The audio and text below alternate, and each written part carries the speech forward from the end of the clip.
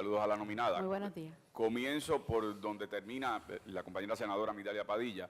Se han hecho planteamientos públicos sobre su desempeño como procuradora de las mujeres y a base de unos señalamientos que han hecho organizaciones de mujeres, hago una solicitud porque la limitación de tiempo me imposibilitan entrar en detalles en algunos aspectos que aún no conozco personalmente, pero hago una solicitud al señor presidente que de recibirse en la comisión de nombramiento alguna información adicional con respecto a esos planteamientos se me haga llegar copia, y en segundo lugar que aparte de esta vista pública yo habré de reunirme con algunos de esos sectores para que me puedan dar la información de primera mano y de tener alguna duda igualmente compartirla con usted. Pero quiero entrar por la limitación de tiempo en unos elementos de los que mencioné al inicio de esta vista, que son elementos para mí importantes porque independientemente de lo que personalmente uno pueda, ¿verdad?, pensar de un nominado, hay unos elementos filosóficos que son importantes al momento de evaluarlo.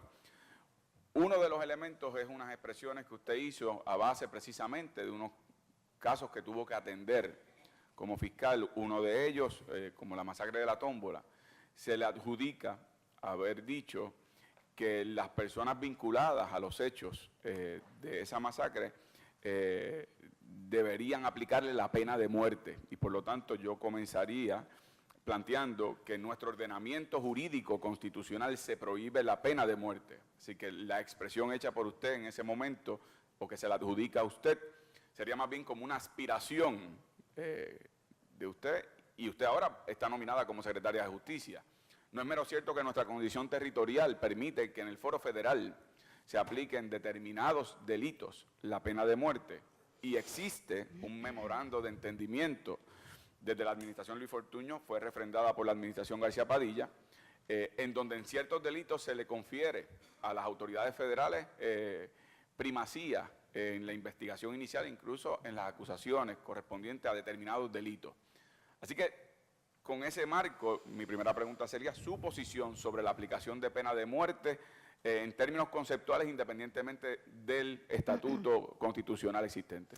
Mi posición con relación a la pena de muerte, señor senador, yo estoy totalmente en contra de la pena de muerte. Obviamente, no solamente en el carácter jurídico, guiada por la Constitución de Puerto Rico, sino en el aspecto personal y humano. Y tengo que, con muchísimo respeto, ¿verdad?, diferir de...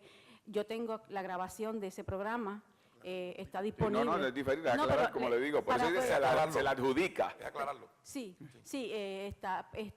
lo tengo grabado para podérselo presentar de usted desearlo. En ese momento lo que se estaba hablando era si ese caso reunía los criterios para pena de muerte bajo la jurisdicción federal. Y en ese momento lo que se hablaba era que estando todos esos criterios, si ese era un caso donde se debería aplicar la pena de muerte. Y obviamente donde me preguntan si yo fuera un jurado que recibe unas instrucciones de un juez con relación al cumplimiento de esos criterios. En ningún momento se me preguntó, ni como procuradora, ni como persona, ni como abogada, sino que se estaba discutiendo los criterios. De hecho, hasta los abogados hacen expresiones en ese mismo programa donde sería un error de derecho que el jurado no lo encontrara bajo la pena de muerte. Así que era un análisis jurídico lo que se estaba haciendo. Pero en mi carácter personal y en mi carácter como secretaria de Justicia estoy en contra de la pena de muerte. Muy bien. De hecho, clarifico para récord, es una aclaración porque, en efecto, la nota periodística que tengo no es una grabación, le adjudica las expresiones. Sí. Así que me alegra saber que compartimos. Queda aclarado que fue que es en contra un desliz de la prensa de Puerto Rico de buena fe. Sí. El segundo elemento para mí muy importante, licenciada, es el elemento relacionado al derecho a la fianza. Como usted sabe, ese también es un derecho que se confiere como, más que nada, una garantía de comparecencia. Desafortunadamente, ante la ola de violencia en el país, hay personas que han malinterpretado la imposición de fianza como una imposición de pena, como una penalidad. Por lo tanto, el no reconocer el derecho a la fianza como una garantía de comparecencia, que se vea como un encarcelamiento inmediato a alguien que goza de una presunción de inocencia. En 2 ocasiones en Puerto Rico se ha preguntado al país si favorece o no el que se elimine el derecho a la fianza y ha sido rechazado el que se elimine ese derecho. Quería saber su posición sobre ese particular. Bueno, obviamente anteriormente cuando se planteó por primera vez o para el cuatrenio del 2011 que hubo el movimiento para el referéndum, en aquel momento yo estuve de acuerdo por las situaciones que vivió Puerto Rico en aquellos años tan terribles, se establecieron los fundamentos. El pueblo de Puerto Rico votó, el pueblo de Puerto Rico decidió y yo acato esa decisión del pueblo de Puerto Rico. Una pregunta de seguimiento, si la administración actual decidiera impulsar un referéndum de esa naturaleza como secretaria de Justicia, ¿se mantendría usted al margen, siendo usted la abogada de todos los puertorriqueños? Y si bien tiene que seguir la política pública, un referéndum no es política pública, es una consulta. Consulta. ¿Se mantendría usted al margen o daría su opinión como en su momento se le adjudica haber dado?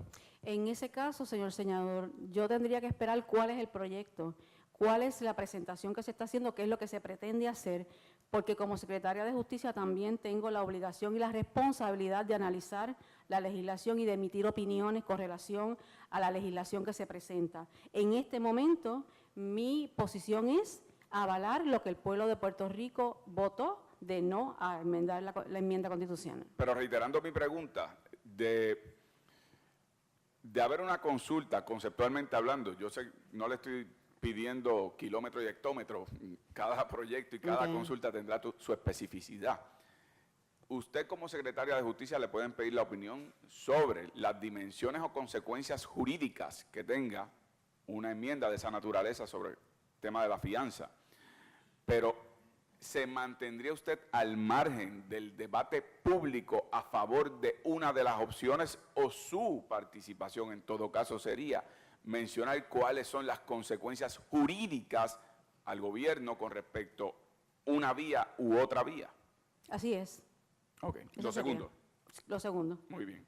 El tercer asunto que quiero comentar es que usted se ha expresado sobre el tema de oponerse al uso recreacional de la droga, o de la marihuana, mejor dicho, para ser específico y preciso con respecto a la entrevista que usted dio, planteando que ese es un asunto que compete a la ley y por lo tanto en estos momentos ese no es un aspecto en el que usted está de acuerdo y que una orden ejecutiva no va por encima de las disposiciones de ley. Y eso es un debate que podemos tener. Y ha dicho que favorece el uso medicinal con respecto a lo que ya son pruebas científicas de los efectos que tiene ese tratamiento para fines medicinales, lo cual también tiene su debate. Ese no es el asunto que le traigo a su consideración.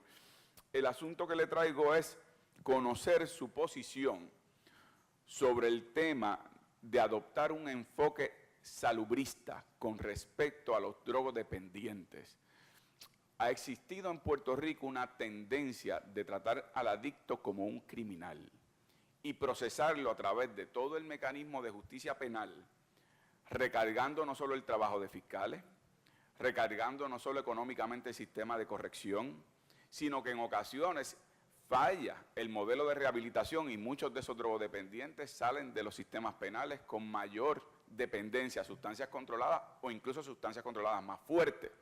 Por lo tanto, yo soy creyente de un enfoque en donde toda aquella persona que tenga en su posesión una cantidad de droga que es para consumo personal, que no pueda identificarse como que es para narcotráfico, que esa persona en lugar de caer en el andamiaje o en el laberinto del sistema penal criminal, sea más bien manejado de una forma salubrista, de una forma más humana.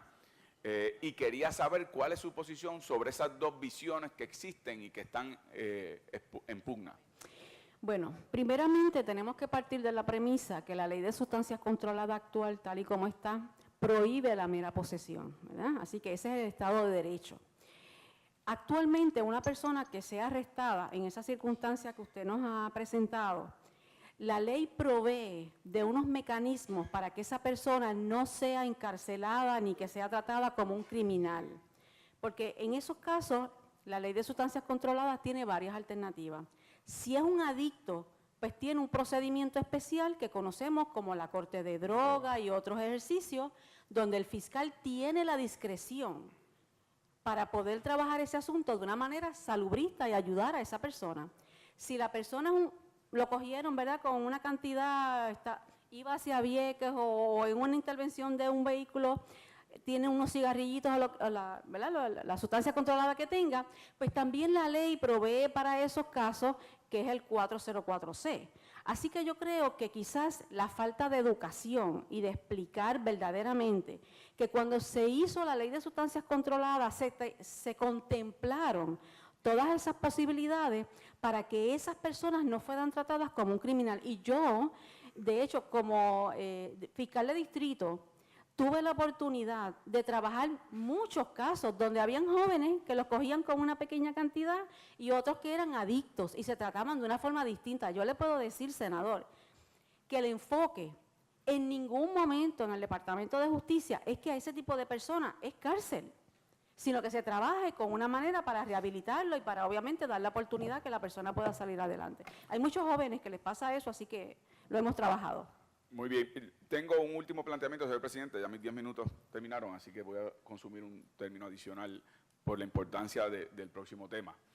Tengo muchas otras preguntas, concentrarme ahora en un tema adicional. En su ponencia, usted afirma al final, en el cierre de su ponencia, gracias por darme firmeza, integridad, carácter para impartir justicia a aquel que asesine.